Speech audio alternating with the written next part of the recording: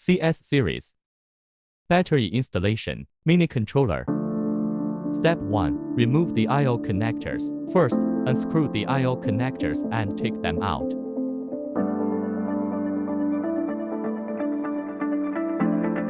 Step 2. Unscrew all the screws on the mini controller. Unscrew the screws on each face in sequence.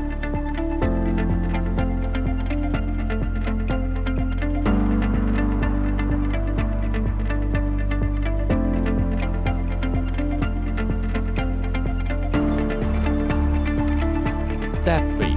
Take the side face out. You should also remove the power connector. Step 4. Take the cover off. Be careful, make sure the wire is still connected.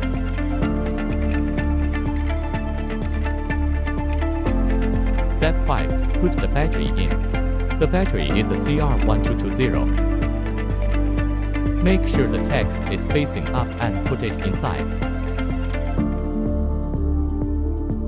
Step 6. Please reinstall each part. Put the cover back on and reattach the screws.